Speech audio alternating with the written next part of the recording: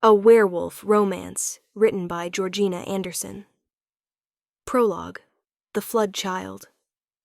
The night Aera was born, the Saltwild tried to drown her. Rain had been falling for 6 days. Not the gentle mist that fed the marsh grass, but violent sheets of water that turned the ground to soup and the rivers to roaring beasts. The wooden platforms that held the clan's dwellings groaned and shifted, tilting at angles that made children cry and elders pray to gods they'd half forgotten. Somewhere in the dark, something large and old moved through the flooded forest, making sounds that were not quite wolf and not quite wind. The beast-blooded called such nights breaking nights, when the world came apart and remade itself, and you either bent with it or snapped. Inside the birthing hut, Karn knelt beside his wife and watched her die. Mara had been strong, bare-blooded on her mother's side, with hands that could snap saplings, and a laugh that carried across water like birdsong.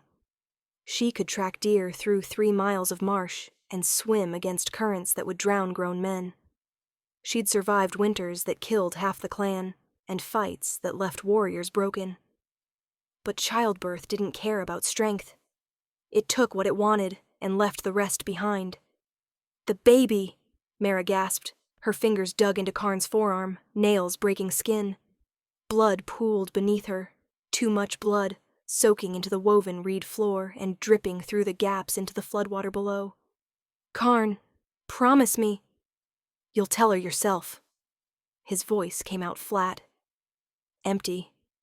He'd seen enough death to recognize it sitting in the corner of the hut, patient as stone, inevitable as winter. "Don't." Mara's eyes blazed fever-bright, her wolf rising beneath her skin, trying desperately to heal damage too deep for transformation to fix. "Don't lie to me. Not now." Karn's jaw clenched. He looked at the midwife, old Senna, who'd delivered half the clan and buried just as many. She wouldn't meet his eyes. "Promise me," Mara said again, her voice breaking. "Promise you'll teach her. Teach her to stand on her own. Not to beg the world for mercy. Not to—" She convulsed, back arching, and a sound tore from her throat that was more wolf than woman. The midwife worked quickly, murmuring words in the old tongue, her hands red to the elbows. The smell of blood and birth and dying filled the small space, overwhelming even the smell of rain and rot from outside. Then, cutting through it all, a cry, thin, reedy, furious at being forced into a world of flood and death. Senna moved fast, severing the cord with her bone knife, clearing the baby's mouth and nose, wrapping the tiny body in sealskin that had been blessed by the clan's eldest. She placed the bundle against Mara's chest. Mara looked down at her daughter. Her hand came up, shaking, fingers already going cold, and touched the baby's face with a gentleness that seemed impossible given the violence happening inside her body. "Aera," she whispered. The name meant born of water in the old tongue. "Look at her, Karn. Look at—" Her breath rattled. Once, twice. Then stopped. The baby didn't cry again. She simply stared up with dark gray eyes, deep water eyes, the color of the marsh before storms, at the mother who died to bring her here. Karn sat motionless. The sound of rain hammered the roof. Water dripped through cracks in the thatch. Somewhere outside, someone was shouting about the eastern platform collapsing, about needing to evacuate, about the flood taking everything. "Karn." Senna's voice was gentle. She'd delivered Karn himself 43 years ago, had delivered his older brother who died before his first winter, had delivered more dead children than living ones in her long life. "The baby needs you now." Karn looked at his daughter. She was so small. Too small. Her face was red and wrinkled, her body barely the length of his forearm. Her fingers were smaller than fish bones. She would die, probably within the week. Newborns always died when their mothers died. Couldn't nurse, couldn't thrive, just faded away like morning mist. The clan was already starving. No one had milk to spare for an orphan. But those eyes. those deep water eyes that didn't blink, didn't look away, that stared at him like she was daring the world to try to break her. Karn reached out and took his daughter from his dead wife's arms. The baby was warm, lighter than she should be. He could feel her heartbeat against his palm, quick and fierce and stubborn. Aera, he said, testing the name. It settled into the air like something that had always been there, just waiting to be spoken. The door to the birthing hut slammed open. Varn Frost-Eye, the clan leader, gray-haired and scarred from 50 years of survival, stood in the entrance, rain streaming off his shoulders. His wolf eyes took in the scene instantly. Mara's body, the blood, Karn holding the baby. "We're evacuating to the high stones," Varn said. No condolences, no soft words. The Saltwild didn't have room for softness. "Can you travel?" Karn looked down at Aera. She was still staring at him with those unblinking eyes. Not crying, not making demands, just watching, learning, taking in this brutal world she'd been born into. "Yes," Karn said. Varn's gaze flicked to the baby. His expression said what his mouth wouldn't. "She won't survive. Don't slow us down for a corpse that just doesn't know it yet." But aloud, he only said, "Then come." Karn wrapped Aera tighter in the sealskin. He stood, leaving Mara's body for the flood to take. There was no time for proper rites, no way to burn her as she deserved. The Saltwild would claim her. Maybe that was more honest anyway. He carried his daughter out into the storm. The clan was in chaos. 37 people, all that remained of a bloodline that had once numbered in the hundreds, scrambling to save what could be saved. Wolves in human skin hauling children through knee-deep water. Elders being carried on makeshift litters. Someone's goat bleeding frantically as it tried to swim toward higher ground. The Saltwild itself seemed to be screaming. Trees cracked and fell. The platform beneath Karn's feet tilted sickeningly as one of its support posts gave way. In the distance, something howled. Not a wolf, not anything that should exist, but something older and stranger that lived in the deep marsh where even the beast-blooded feared to go. Karn held Aera against his chest with one arm and grabbed his pack with the other. His weapons, his fire-starting kit, dried meat that wouldn't last 3 days. Everything else could drown. They moved in a ragged line toward the high stones, an outcropping of rock 2 miles northwest that rose above even the worst floods. The journey should have taken an hour. It took 4. Twice people fell. Once a child was swept away by a sudden surge of water. Her mother dove after her. Neither surfaced. The clan didn't stop. Couldn't stop. By the time they reached the high stones, dawn was breaking gray and cold over a Saltwild transformed. Where there had been forest, now there was a vast lake studded with the tops of trees. Where there had been platforms and dwellings, now there was nothing but debris floating on dark water. They'd lost 9 people. Maybe more.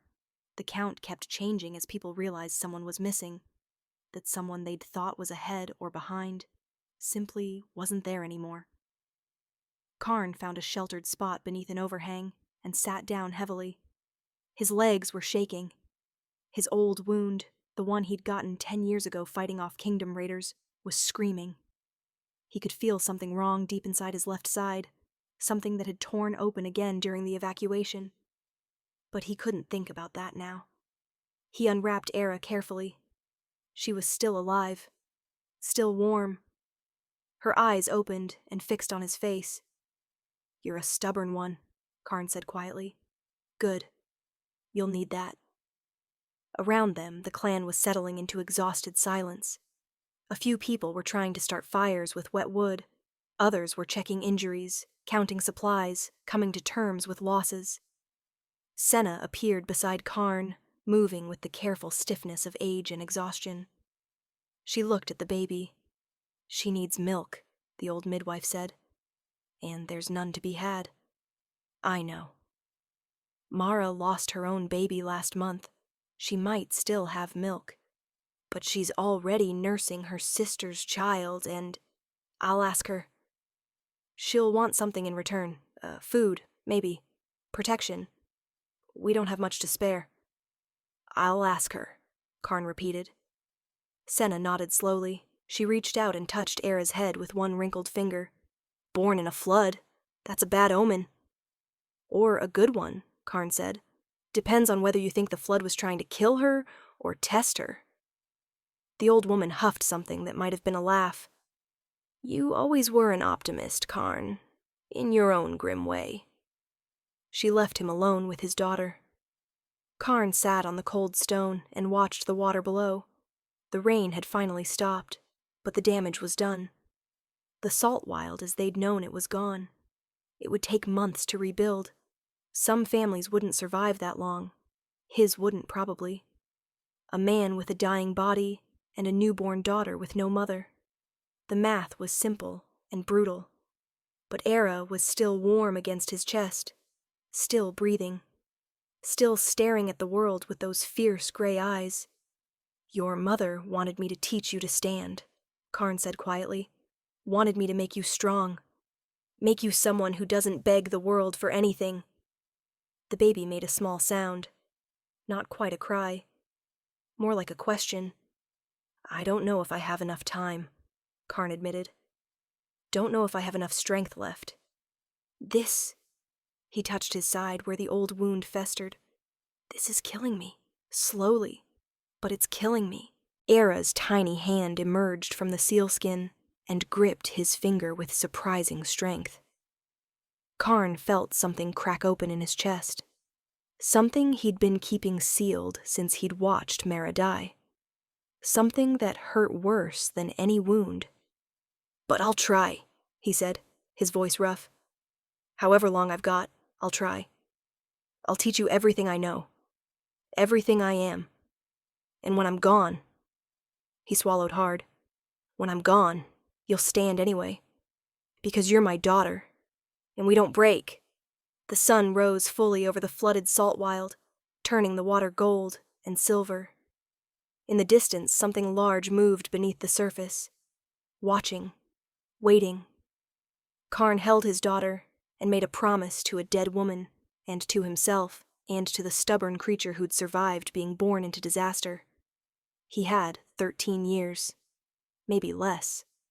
Maybe only 10 if the wound inside him was as bad as he suspected.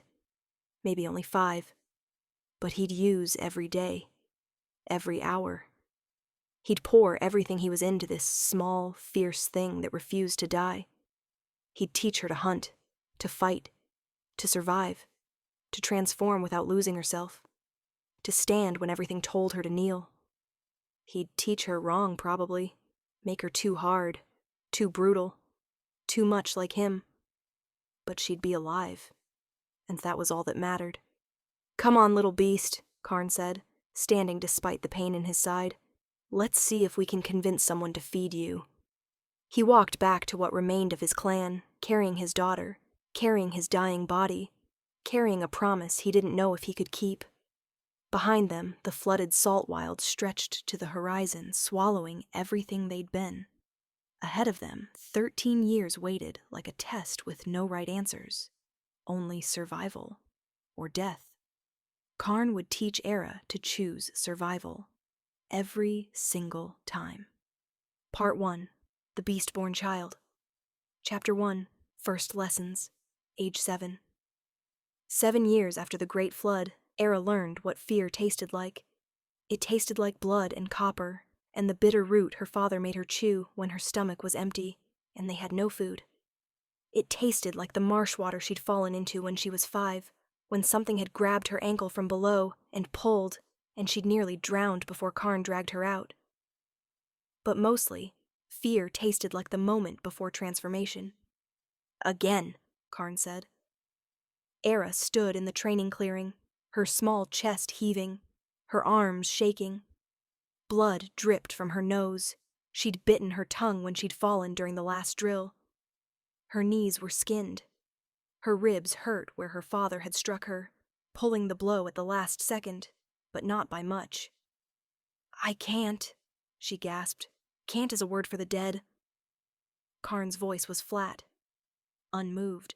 He stood 10 feet away, his scarred arms crossed, his wolf eyes watching her with the patience of a predator that knew the prey would tire eventually.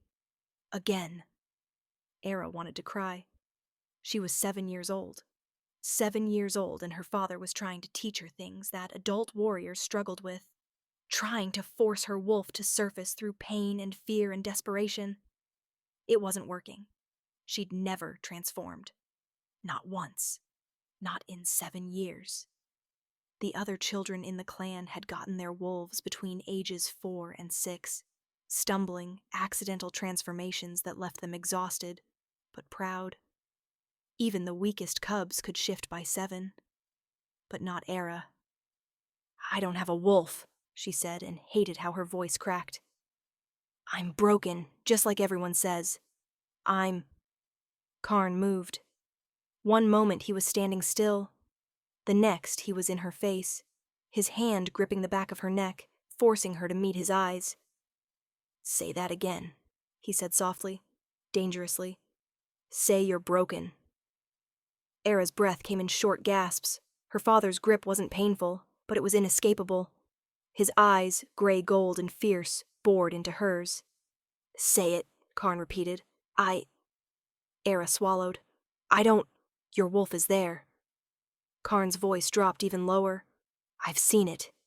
In your eyes when you're angry. In the way you move when you hunt. In how you survived being born when you should have died. Then why won't it come?" "Because you're afraid of it." Aera blinked. "I'm not. You're terrified." Karn released her neck and stepped back. Terrified of what it means.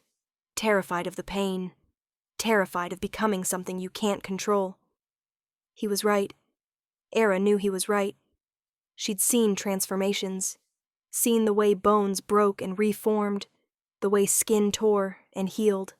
The way wolves screamed as they became beasts. She'd watched her father shift 100 times, watched the way his face contorted with agony even though he never made a sound. She didn't want that. Didn't want to hurt like that. Didn't want to become something that could kill without meaning to.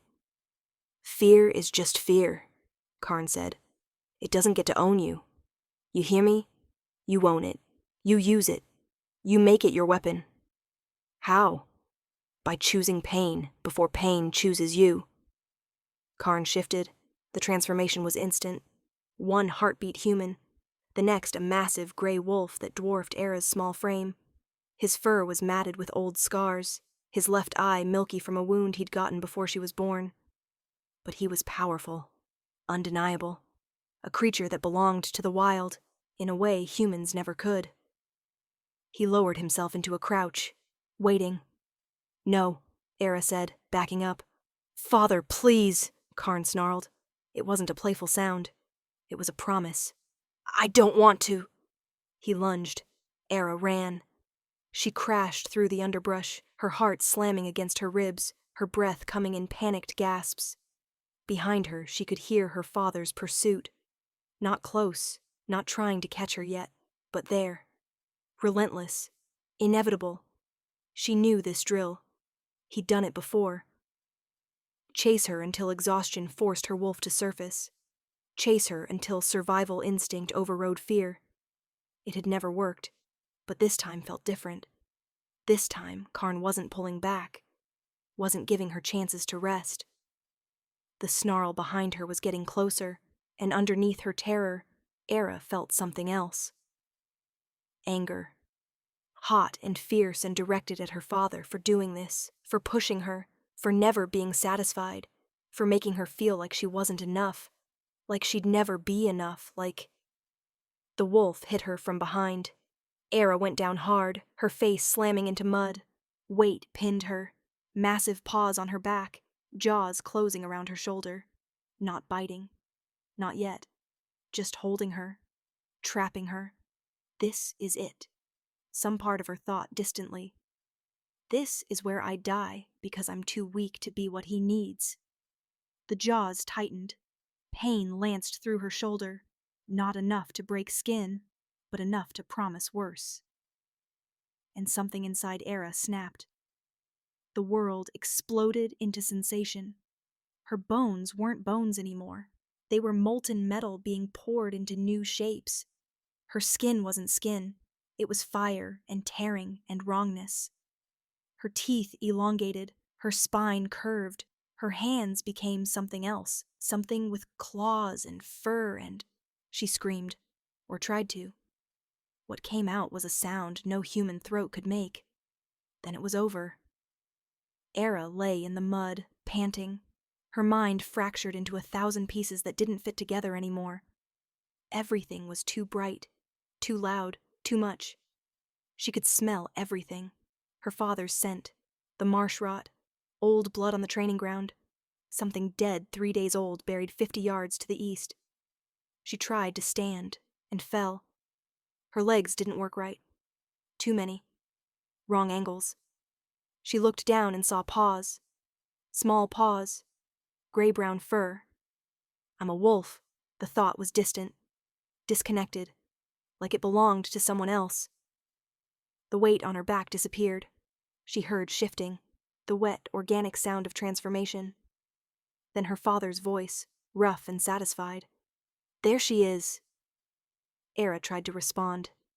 Tried to say, it hurts, or I'm scared, or I did it. But her mouth wouldn't make words. Only sounds. Whimpers and growls that meant nothing and everything.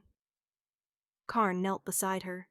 His human hand touched her wolf head gently, the first gentle thing he'd done all day. First shift is the worst, he said quietly. It gets easier. Not easy, but easier. Aera tried to shift back, tried to find her human shape. Nothing happened. Panic spiked through her. You're stuck, Karn said, reading her fear. That's normal. First time you have to wait it out. Wolf has to get tired, has to feel safe enough to let you come back. How long? She couldn't ask. Could only stare at him with eyes that were wolf eyes now, alien and sharp and seeing too much. Could be an hour. Could be a day. Karn sat down in the mud beside her, his back against a tree. I'll wait with you. They sat, in silence. Slowly, very slowly, Aera's panic receded. The overwhelming sensations began to sort themselves. Smell became manageable. Hearing stopped being painful. Her wolf body started to feel less like a prison, and more like something she was wearing. Uncomfortable. Strange. But hers. She could feel her father beside her. His heartbeat. His breathing. The way he was hurting. That old wound in his side was worse today. She could smell the infection beneath his skin. He's dying, she understood suddenly. He's dying, and he knows it, and that's why he pushes me so hard. The thought made her want to cry. But wolves couldn't cry. Your mother would be proud, Karn said after a long silence. You held out longer than any cub I've ever seen. Most shift by accident when they're 4 or 5. Stub a toe, get scared. Boom. Wolf. But you, he shook his head. You fought it. Made it yours when you were ready. That takes strength. Aera didn't feel strong. She felt exhausted and sore, and like her bones had been rearranged by someone who didn't know what they were doing. But she'd done it. She'd become wolf. And somewhere beneath the pain and fear and exhaustion, she felt something else. Pride. 2 hours later, the wolf finally released her. The shift back was just as painful as the first transformation.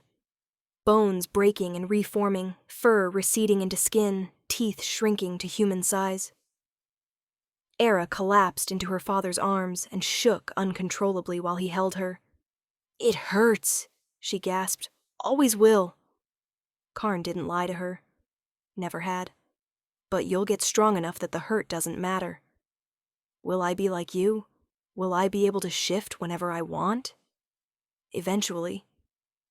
Takes practice. Takes years. But yes. He pulled back to look at her. You're beast-blooded, Aera. That's not a curse. That's power. Don't ever forget that. Aera nodded, too tired to speak. Karn stood, lifting her easily despite his injury. Come on. We need to get food in you. First shift burns through energy fast. As he carried her back toward the clan's settlement, Aera felt something settle inside her. A certainty, a knowing. She had a wolf now. It was small and clumsy and terrified. But it was hers. And her father was right. She wasn't broken. She was just learning to stand. Chapter 2. The Saltwild, age 9. 2 years after her first transformation, Aera learned that the Saltwild was alive. Not alive the way plants were alive, or animals, or even the beast-blooded with their wolves under their skin. Alive, in a way that was older. Stranger. Something that breathed and watched and remembered. "Pay attention," Karn said. They were deep in the marsh, farther than Aera had ever been allowed to go. The water here was dark, almost black, and the trees grew in twisted shapes that hurt to look at too long. Mist clung to everything, thick enough to taste. Aera was 9 now, tall for her age, lean as a knife, with her mother's dark hair and her father's gray eyes.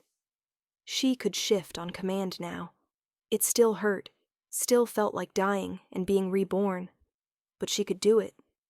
Could hold wolf form for hours if she needed to. Karn said she was learning faster than any cub he'd trained. Karn also said she was still too slow, too careless, too soft.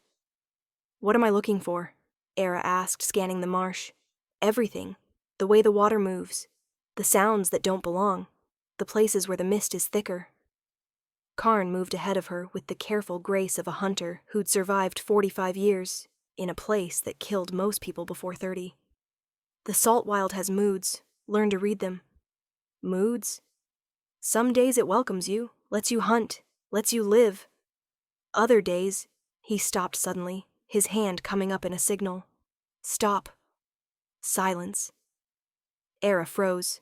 Ahead of them, the mist was moving wrong, not drifting with wind.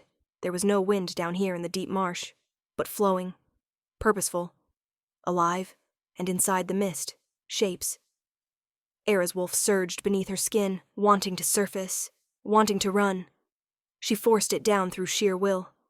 "What is that?" she whispered. "Old things, marsh spirits, the first beasts." Karn's voice was low, reverent. "They were here before the clans, before humans came north.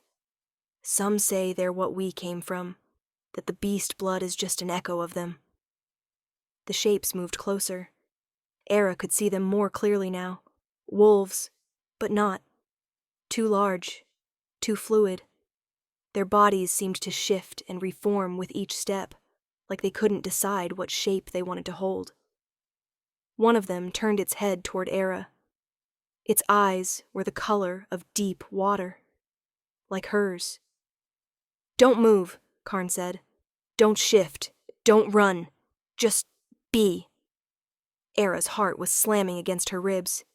Every instinct screamed at her to flee. But she held still. The spirit wolf watched her for a long moment. Then, slowly, it lowered its massive head. Not submission. Recognition. Then it turned and melted back into the mist, taking the other shapes with it. Aera released a breath she hadn't realized she'd been holding. What just happened? "The Saltwild acknowledged you." Karn was staring at her with an expression she'd never seen before. Something between pride and worry. That doesn't happen often. That doesn't happen to cubs. What does it mean? It means you belong here. Really belong. Not just because you were born here, but because the land itself recognizes you as kin. He touched her shoulder. "Your mother had that gift too. The Saltwild loved her." It was the first time Karn had mentioned Mara in months. He rarely spoke of her. Grief was a luxury the Saltwild didn't allow. "Did it love her enough to save her?" Aera asked quietly. Karn's expression shuddered. "Nothing can save you from childbirth gone wrong. Not the Saltwild, not the spirits, not all the beast blood in the world." He started walking again. "But yes, I think if the land could have saved her, it would have." They walked in silence for a while. The marsh around them was quiet now. The normal sounds of birds and insects and water moving returned. Whatever had been watching them was gone. Father, Aera said eventually, are you afraid of dying? Karn stopped, turned to look at her. Why do you ask? Because you're sick. Because I can smell it getting worse. Because... Her voice cracked. Because I don't know what I'll do when you're gone.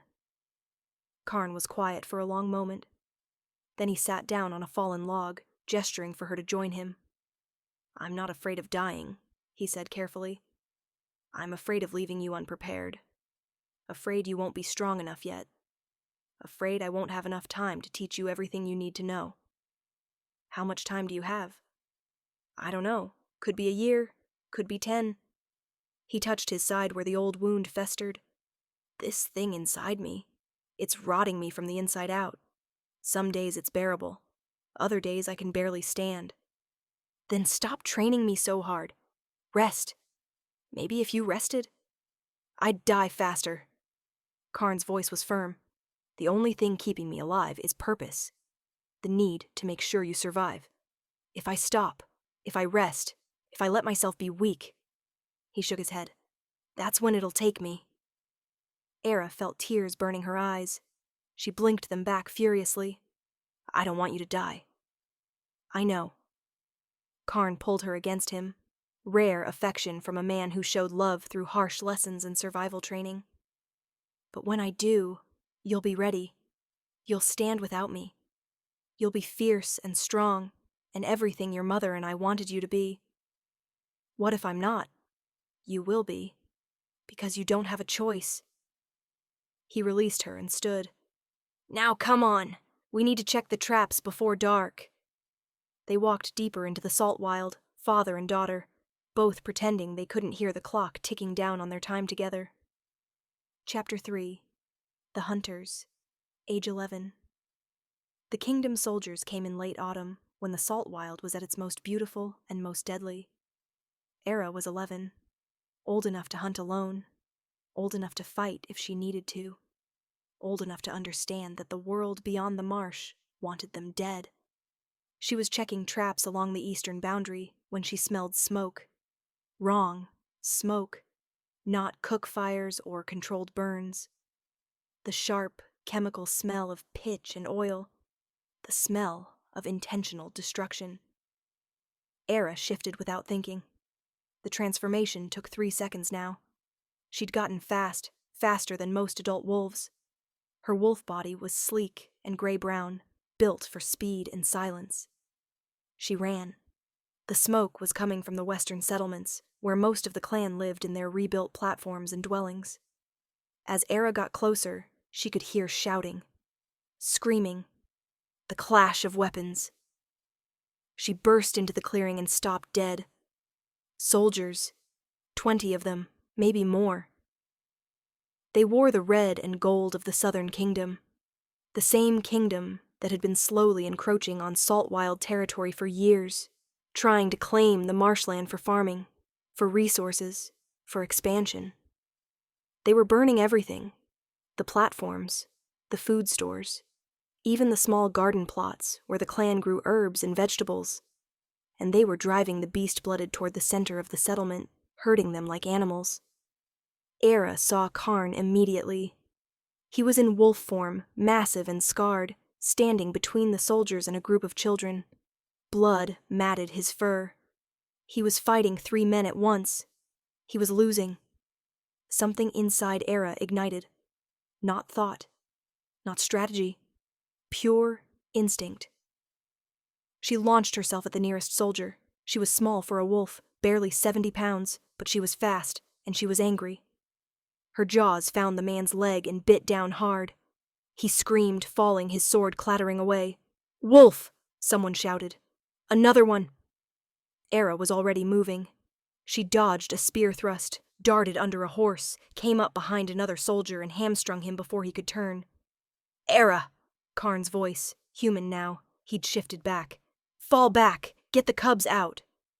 But Aera wasn't listening. She was drowning in rage and fear and the desperate need to protect her home, her clan, her father. She fought with everything she'd learned, everything Karn had beaten into her through 7 years of brutal training. She was teeth and claws and fury, And she was winning. Until the arrow caught her in the shoulder. The pain was instant and overwhelming. Aera yelped, a high, broken sound, and stumbled. Silver. They'd used silver. It burned through her shoulder like acid. She shifted back to human without meaning to, collapsing in the mud. Blood poured from the wound. She tried to stand, tried to shift again, but the silver in her system made transformation impossible. A soldier loomed over her, his sword raised. Then Karn was there. He'd shifted again. His transformations were getting slower, more painful.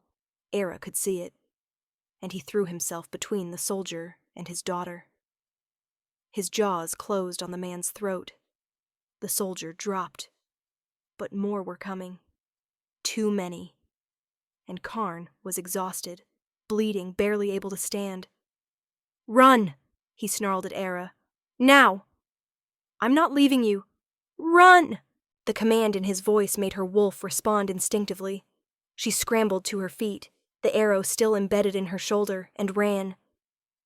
Behind her, she heard her father fighting, heard him buying her time with his life.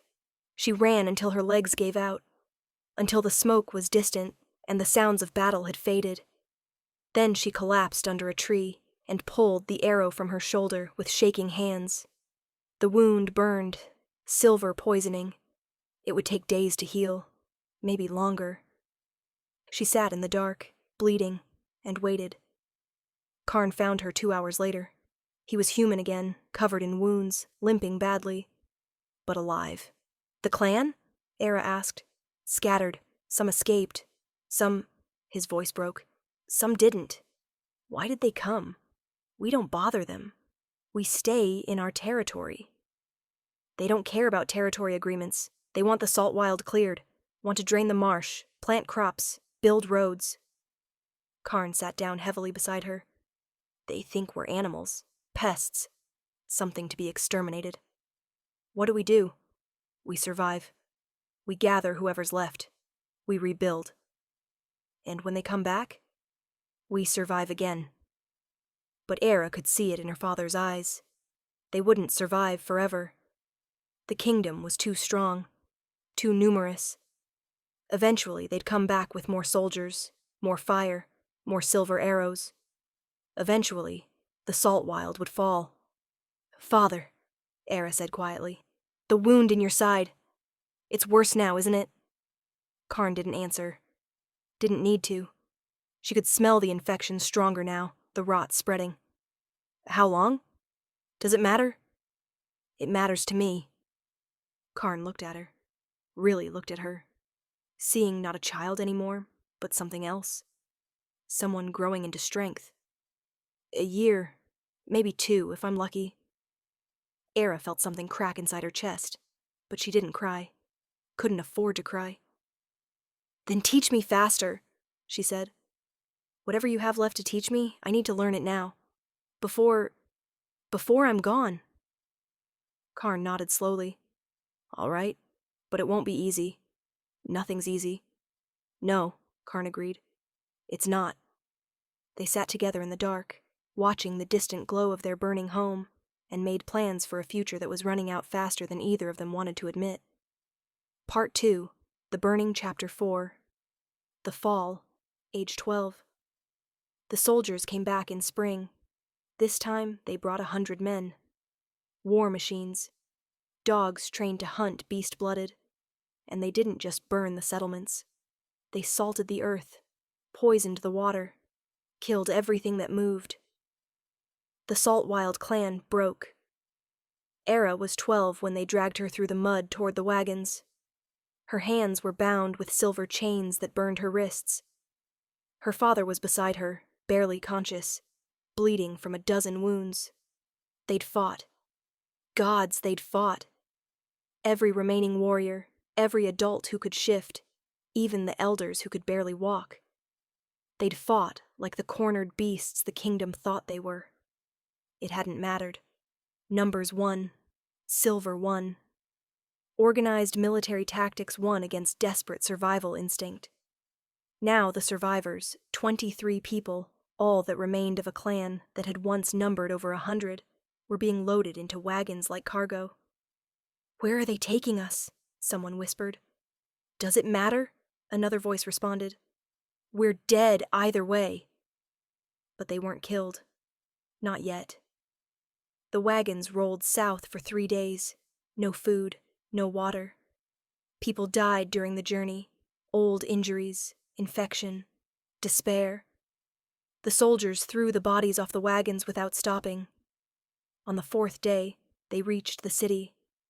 Aera had never seen a city before, had never seen so many buildings, so many people, so much stone.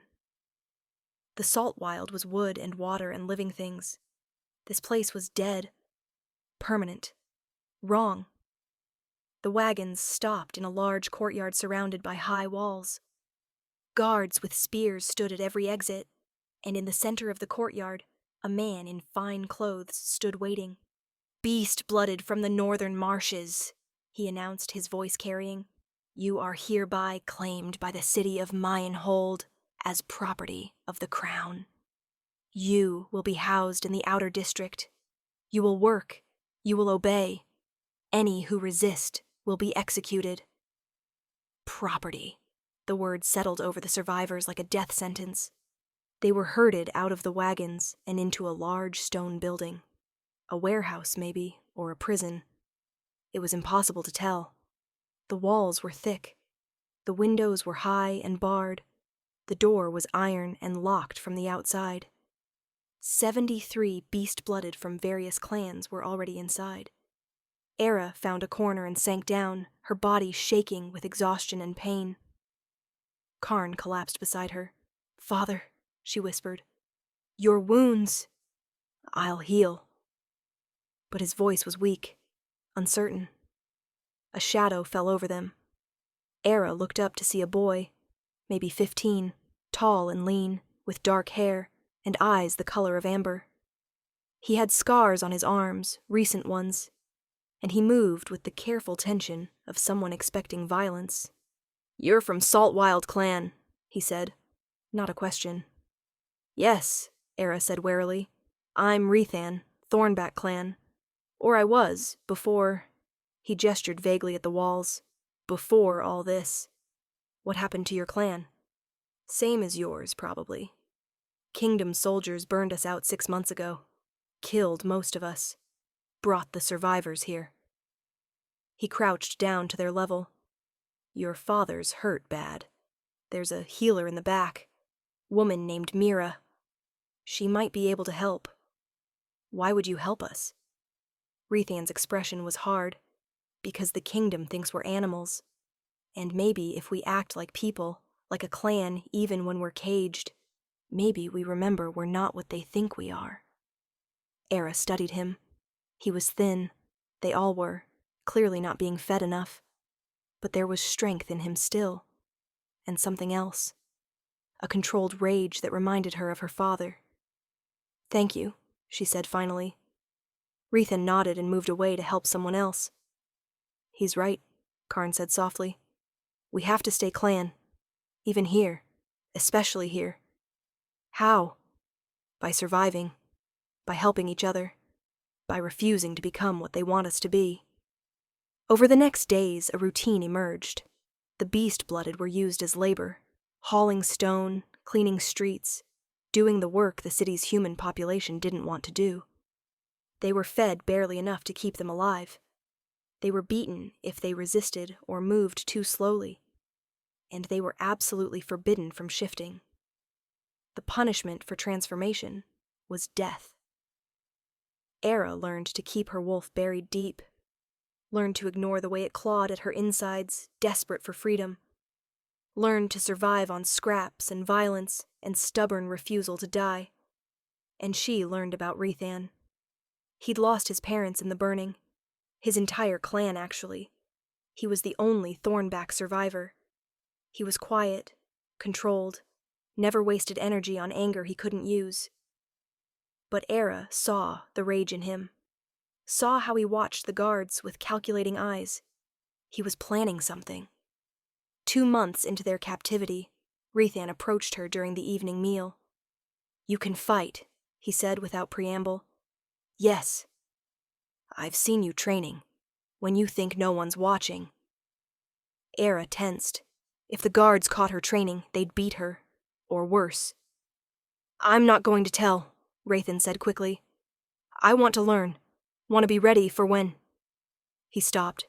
"When what?" "When we escape." Aera's breath caught. "That's impossible. The walls are too high. The guards are human. Which means they're predictable. They have patterns, weaknesses." Rethan's amber eyes were fierce. "I've been watching, learning. I have a plan. But I need help. My father." "Your father is dying." The blunt words hit like a fist. Aera knew it was true, could smell the infection getting worse, could see how much weaker Karn was every day. But hearing it spoken aloud made it real in a way she'd been avoiding. "All the more reason to get him out of here," Rethan continued. "Out of this cage. Let him die in the wild, if he's going to die. Not in a stone box serving the people who destroyed his home." Aera looked across the warehouse to where her father sat with the other elders. He looked old, broken.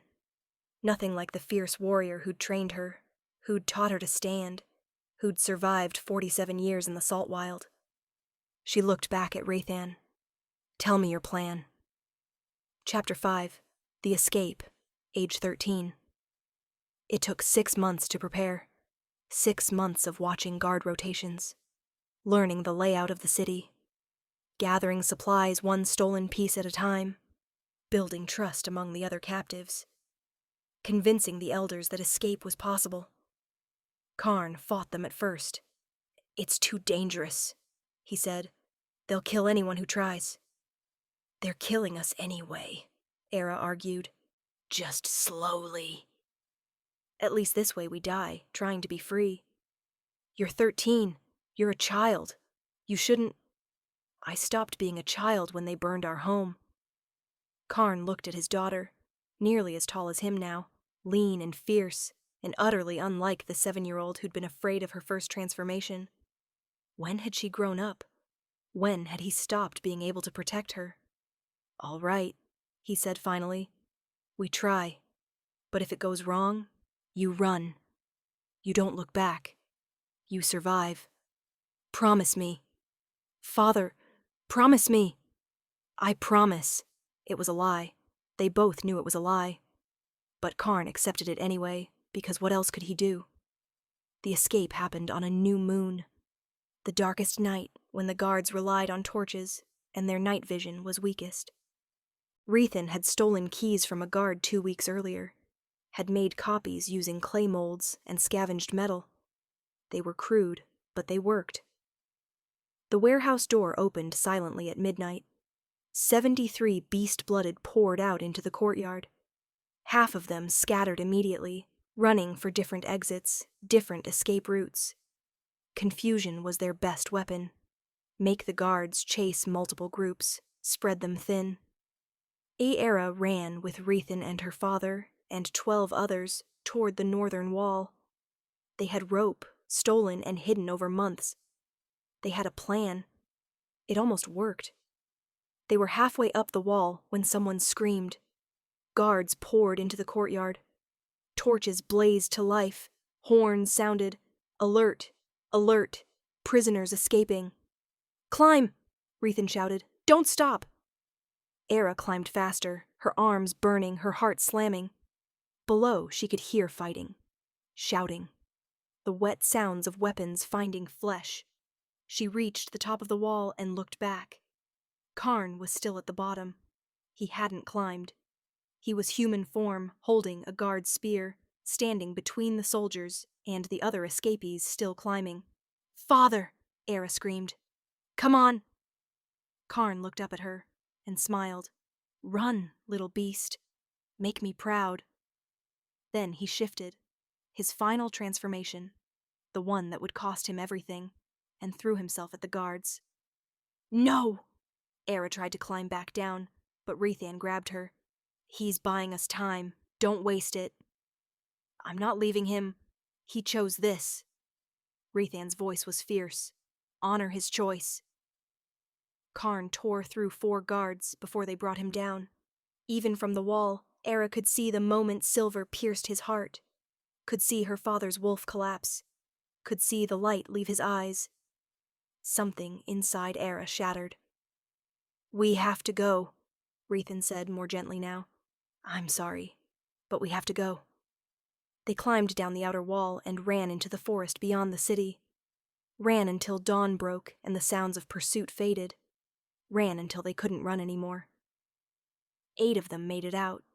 8 survivors from 73, from hundreds who'd once lived free in their territories. They collapsed in a clearing, gasping, bleeding, traumatized.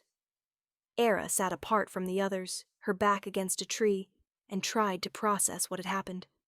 Her father was dead. Really dead. Not dying slowly from an old wound, but gone. Killed protecting people he barely knew. Killed so she could live. She should cry. Should scream. Should feel something other than this hollow numbness. But all she felt was cold. Rethan sat down beside her.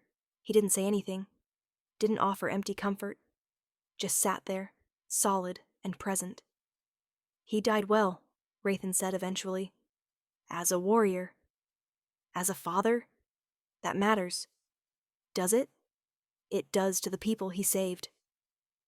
Aera looked at the other survivors. 4 adults, 2 teenagers, 1 child barely 6 years old who'd lost both parents. They were alive because Karn had bought them time. "What do we do now?" she asked quietly. "We go north, back to what's left of the Saltwild." "We survive." Rethan stood and offered her his hand. "We honor the ones who got us here by refusing to give up." Aera took his hand and let him pull her to her feet. They walked north, 8 refugees heading into wilderness, carrying nothing but grief and determination. Behind them, the city of Minehold burned through another night, destroying lives to fuel its expansion. Ahead of them, the Saltwild waited. Damaged, changed, but still theirs. Still home. Part 3, Return to the Wild, Chapter 6. Rebuilding, age 15. 2 years after the escape, Aera learned that survival wasn't the same as living. They'd made it back to the Saltwild, or what remained of it. The kingdom's burning had left scars. Dead trees, poisoned water, land that refused to heal. But the marsh was patient. Stubborn. It was slowly reclaiming what had been taken.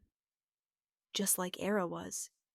She was 15 now, tall and lean, with her father's eyes and her mother's fierce spirit. She could shift in seconds, hold wolf form for days, fight 3 opponents at once, and win. She'd become exactly what Karn had tried to make her, a survivor, a warrior, someone who stood when everything told her to kneel. But she was also hollow. The other survivors had noticed. They didn't say anything. The beast-blooded didn't talk about feelings, didn't acknowledge weakness. But she saw it in their eyes. Concern, worry, fear that she was slipping away from her humanity, becoming more beast than girl. They weren't wrong. Rethan found her one evening at the edge of camp, staring into the forest. He was 17 now, filling out with muscle, his face harder than it had been at 15, but his eyes still kind. "You've been hunting every day for a week," he said. "We need food."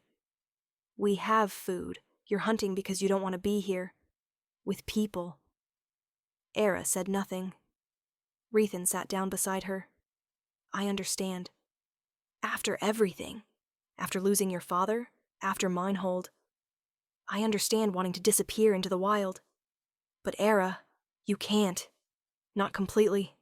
We need you. You need a hunter. We need you. The person. Not just the wolf."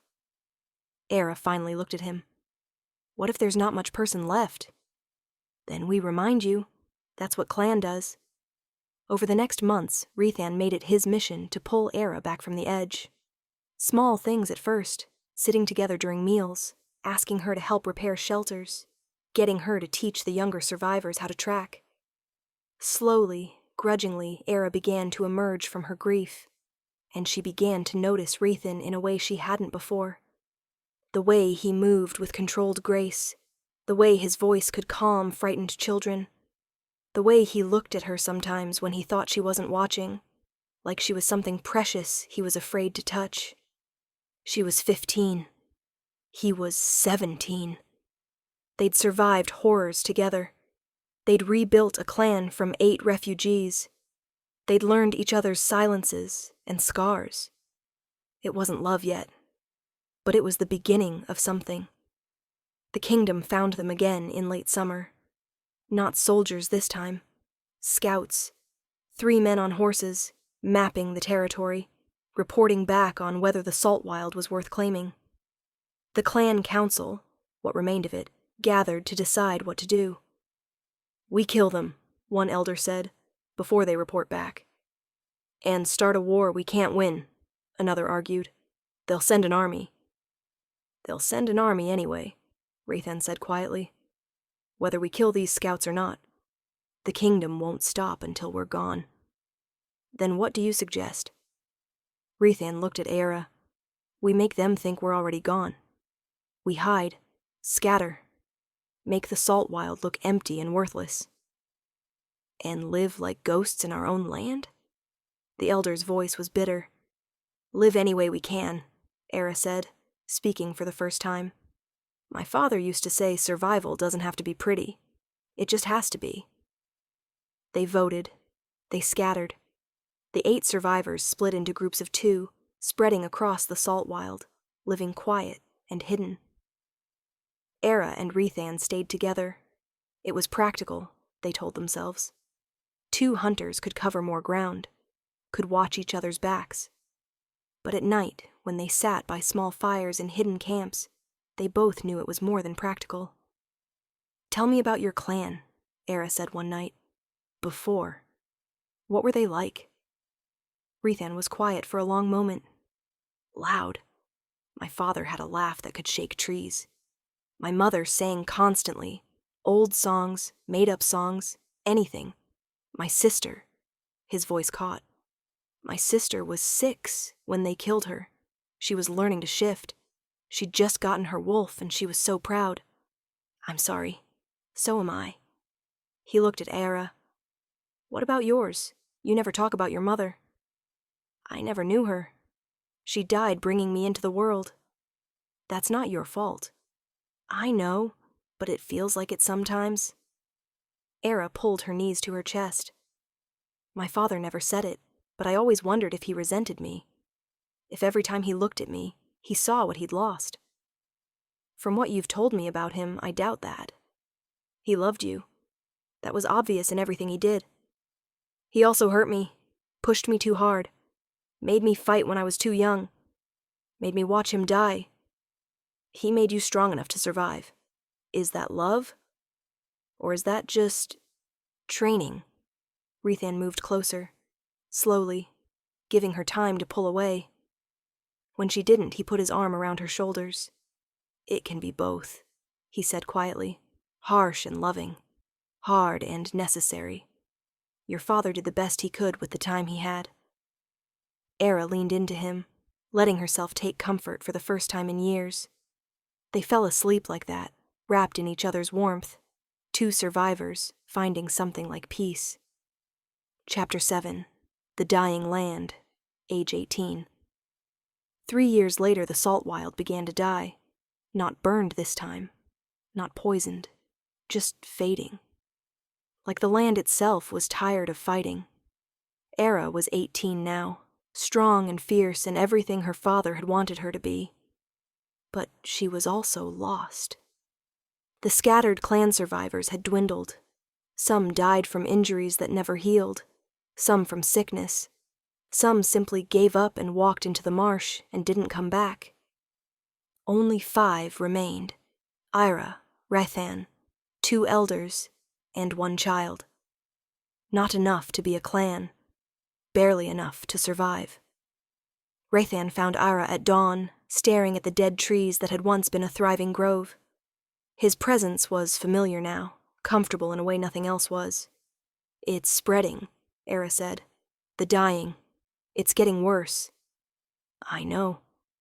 "What's causing it?" "The kingdom, probably.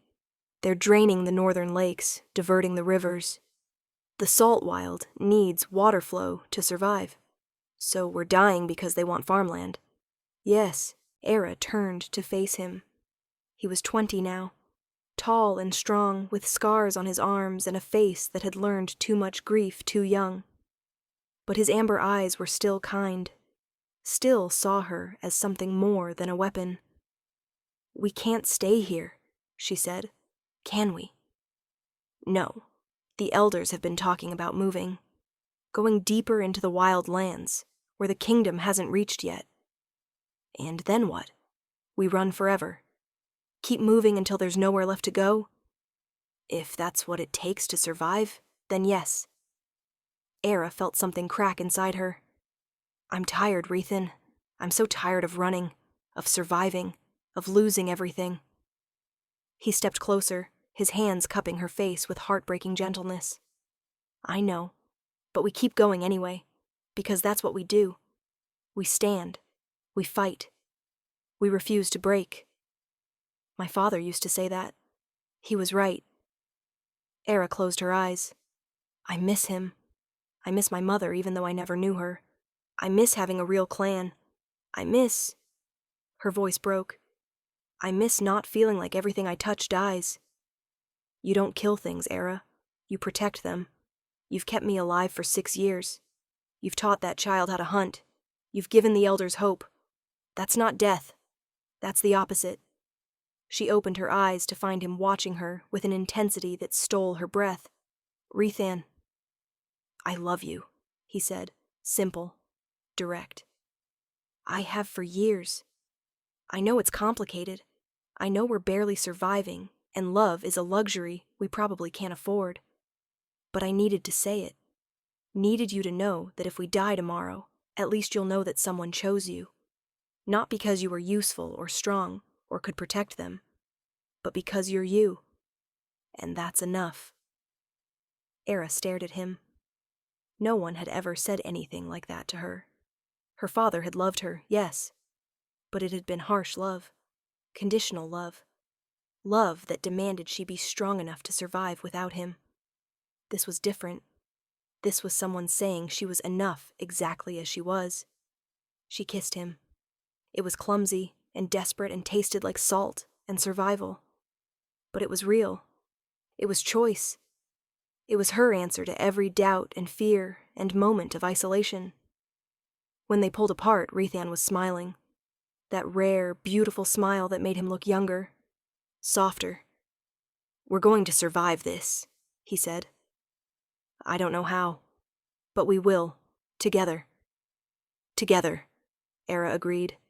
They stood at the edge of the dying Saltwild, 2 survivors who'd found each other in the wreckage and made a promise. Whatever came next, kingdom soldiers, starvation, the land itself failing, they'd face it side by side. Not because they had to, because they chose to. Part 4, The Ancient Ones, Chapter 8, The Prime Beasts, age 19. Aera was 19 when she saw her first prime beast. She and Rethan had been tracking a deer deep into the untouched wild, territory even the beast-blooded rarely ventured. The land here was different. Older. The trees grew in twisted shapes, their roots forming patterns that hurt to look at too long. The air tasted of stone and time. They'd lost the deer's trail an hour ago. Should have turned back. But something was pulling Aera forward. A feeling she couldn't name. "We should go," Rethan said quietly. "This place feels wrong." "Wrong or just different?" "Both." But Aera kept walking. She could feel it now, a presence. Multiple presences.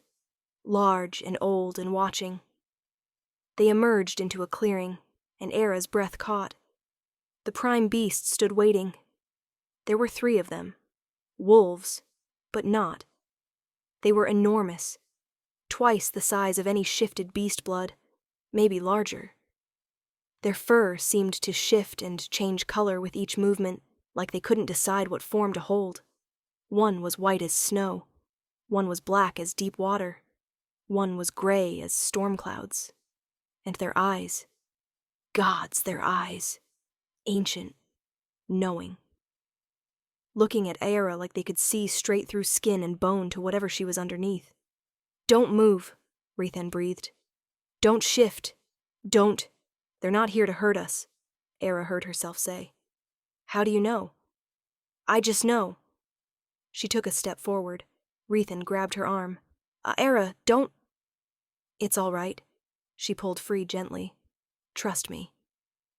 She walked toward the prime beasts with her hands open, her wolf buried deep, showing she meant no challenge, no threat. The white one lowered its massive head. Aera stopped 3 feet away. At this distance, she could see the scars covering its body. Hundreds of them, thousands, marking decades or maybe centuries of survival. Could smell the wildness coming off it, pure and overwhelming. "What are you?" she whispered. The prime beast didn't answer. Couldn't, maybe. But its eyes held hers, and Aera felt something pass between them. Understanding. These creatures were what happened when beast blood survived long enough. When the wolf and the human and the wild itself became one thing. They weren't cursed, weren't monsters. They were proof that you could be both beast and human, and something greater than either. The prime beast exhaled once, hot breath that smelled of pine and earth and ancient things. Then it turned and melted into the forest, taking the other two with it. Aera stood frozen, trembling with something between fear and awe. "What just happened?" Rethan asked, finally moving to her side. "I don't know, but I think..." She swallowed hard. "I think they're what we become, if we survive long enough. If we don't lose ourselves to the beast or the human, but find balance between." "That's what you want? To become that?" "I want to become something that can't be broken. Something that survives not because it's strong or fierce, but because it simply refuses to stop existing." Rethan pulled her against him. "You're already that." "No, not yet. But I'm getting there." They walked back toward camp in silence, both processing what they'd seen. That night, Aera dreamed of running through forests that went on forever, of being wolf and human and something else, of standing tall while the world burned around her and refusing to fall. She woke with tears on her face and Rethan's arm around her waist. "Bad dream?" he asked quietly. "No," she said. "Good one. For once." Chapter 9. The Final Stand. Age 20. The kingdom came for them in spring. Not scouts this time. Not soldiers. An army. The scattered survivors, down to 4 now, after one of the elders died over winter, gathered at the old clan meeting grounds. They had nowhere left to run. The Saltwild was dying. The wild lands were being claimed. The kingdom's expansion was inevitable. "We fight," one elder said. "Die as warriors." 4 people can't fight an army," Rethan said. "Then we run, hide, scatter again. And die slowly instead of quickly." Aera had been silent through the entire discussion. Now she spoke. "No." Everyone turned to look at her. "No running. No fighting. No dying. Not today." "What are you suggesting?" the elder asked. "I'm suggesting we show them what happens when they push too far, when they try to exterminate what they don't understand." Aera stood. "I'm going to meet them. Alone." "That's suicide," Rethan said immediately. "Maybe. But I'm tired of being hunted. Tired of hiding. Tired of letting them think they've won." She looked at him. "Trust me." "I always trust you. That doesn't mean I like this plan." "You don't have to like it. You just have to let me try." The army arrived at noon. 200 soldiers, cavalry, archers, war machines designed to break walls that the beast-blooded didn't even have. Aera walked out to meet them alone. She stood in the center of the clearing, unarmed, unflinching, while 200 armed men stared at her. A commander rode forward on a massive warhorse. "You're the last of the Saltwild clan?" "I am." "Then surrender. Come quietly, and you'll be treated mercifully." "I've seen your mercy. It looks like burning homes and murdered children." The commander's expression hardened. "You're in no position to make demands, girl. Surrender, or we'll take you by force. Try." Aera shifted. The transformation was instant. Smooth. No pain, no struggle. Just one heartbeat human. The next, a wolf. And not just any wolf. She'd been practicing, training, pushing herself to grow larger, stronger, fiercer. Not as big as the prime beasts, she wasn't that yet, maybe never would be. But big enough. She stood wolf form in the clearing, easily the size of a horse, her gray fur marked with scars from 7 years of survival. The soldiers stirred uneasily. "Just one wolf," the commander said. "Archers!" Aera howled. It wasn't a normal howl. It was something deeper, older, a sound that carried across the Saltwild and into the deep wild, calling to things that had been sleeping, waiting, watching. The prime beasts answered. They emerged from the forest like ghosts, 3 massive forms that made even Aera look small. The white one, the black one, the gray one. Walking with the patience of things that had survived centuries and knew they'd survive centuries more. They stood beside Aera, 4 wolves facing 200 men. The commander's horse reared, screaming. Other horses bolted.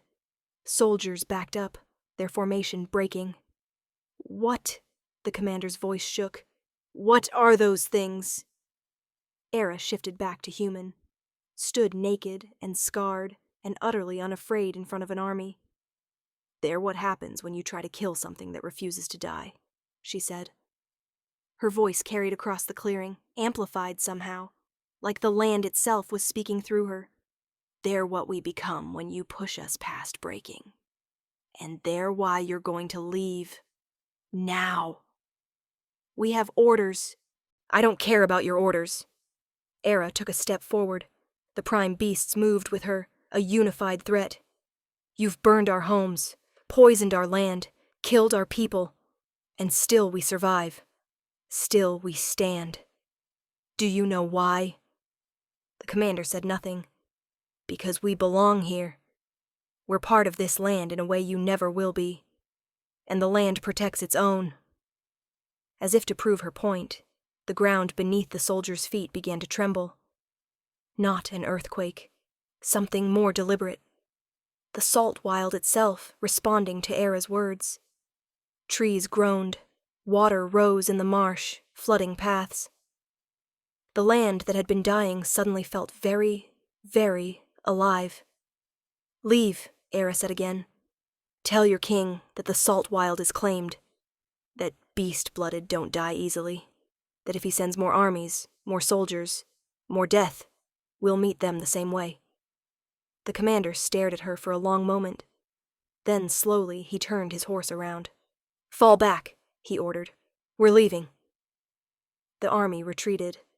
Slowly at first, then faster, like they couldn't escape quickly enough. Aera watched them go until they disappeared into the southern forest. Then she collapsed. The prime beasts were gone. The land was still again. And she was just a naked 19-year-old girl who'd bluffed an entire army into retreat and somehow won. Rethan was there immediately, wrapping a cloak around her, pulling her against him. "How did you do that?" he asked. "I have no idea." Aera was shaking. I felt the land respond. Felt the prime beasts listening. Felt like if I stood firm enough, refused to break, the world would stand with me. That was the bravest, stupidest thing I've ever seen. Did it work? You're alive. We're alive. They're gone. I'd say it worked. Aera laughed, wild and slightly hysterical. "I can't believe that worked." "I can." Rethan pulled her to her feet. You're Aera, daughter of Karn and Mera, born in a flood, raised by the Saltwild. You were always going to be the one who stood when everyone else fell. They walked back to camp together, and for the first time in 8 years, Aera felt something like hope. Maybe they would survive. Maybe the clan would rebuild. Maybe the Saltwild would heal. Maybe she was finally strong enough to stand. Epilogue: The Beast Who Learned to Stand. 5 years later, Aera stood at the edge of the rebuilt settlement and watched the sun rise over the Saltwild. The land had healed, slowly, stubbornly. But it had healed. Trees grew where there had been dead stumps. Water flowed clean through the marsh. Animals had returned, deer, rabbits, birds. And so had the beast-blooded. Word had spread, whispered at first, then louder, about the girl who'd faced down an army, about the Saltwild that refused to die, about a place where beast-blooded could live without fear. They came in ones and twos. Refugees from other clans destroyed by the kingdom, orphans, exiles, the broken and the desperate. Aera welcomed them all. The clan numbered 43 now. Not huge, but enough. Enough to hunt, to trade, to defend themselves. Enough to be a real clan again. Rethan approached from behind, wrapping his arms around her waist. They'd bonded properly 2 years ago, not because of destiny or fate, but because they chose each other. Every day, in 100 small ways. The scouts are back, he said. No sign of kingdom soldiers anywhere near our borders. Good. The elders want to know if you'll address the clan tonight. Talk about expansion, about taking back more territory. Aera was quiet for a moment. She was 25 now. Clan leader in all but name. The survivors had chosen her, followed her, trusted her to make decisions that kept them alive. Sometimes she still felt like that 7-year-old girl who'd been afraid of her first transformation.